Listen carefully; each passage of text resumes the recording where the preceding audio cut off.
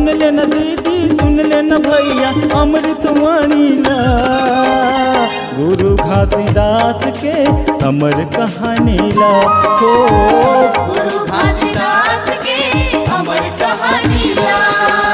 सुन ले न दीदी सुन ले न भैया सुन ले न दीदी सुन ले न दीदी सुन ले न भैया सुन ले न दीदी सुन ले न भैया अमृतवाणी ला।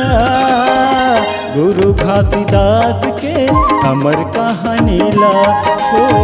गुरु घासीदास के अमर कहानी ला।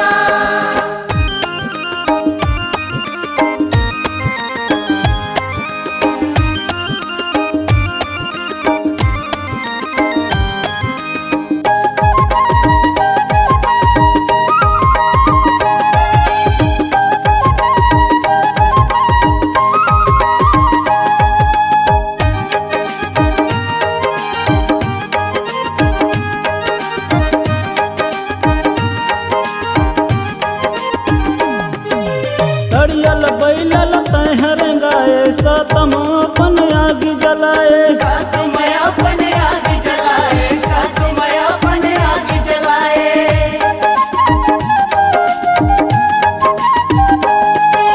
छात पहाड़ मधुनी रामाए मानव मानव एक बताए। मानव मानव एक बताए। मानव मानव एक बताए। तोरी ही कहानी ला। गुरु घासीदास के अमृतवाणी ला हो।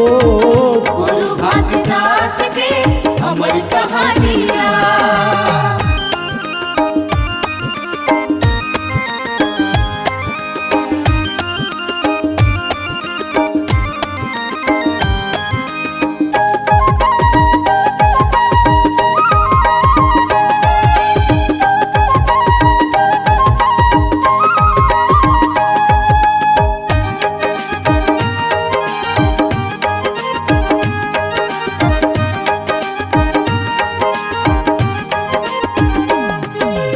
अमरवतीन के कोरमा खेले महंगू के दुलारा गा।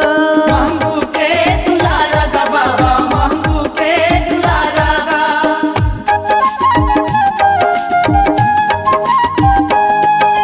सतनामी घर जन्म लहे ते पुरखा मन तोर राजा गा। पुरखा मन तोर राजा गा बाबा। पुरखा मन तोर राजा गा। मोरी ही जुबानी ला। गुरु घासीदास के अमृतवाणी ला हो। गुरु घासीदास के अमर कहानी ला। सुन ले न दीदी सुन ले न भैया सुन ले न दीदी सुन ले न दीदी सुन ले न भैया सुन ले न दीदी सुन ले न भैया अमृतवाणी ला। गुरु घासीदास के अमर कहानी ला हो। गुरु घासीदास के अमर कहानी ला। गुरु घासीदास के अमर कहानी ला। गुरु घासीदास के अमर कहानी ला। ओ गुरु घासीदास के अमर कहानी ला।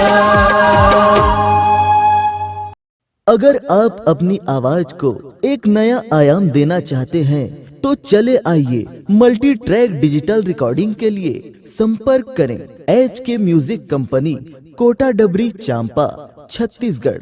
मोबाइल नंबर है 9329238487 और 8085380339।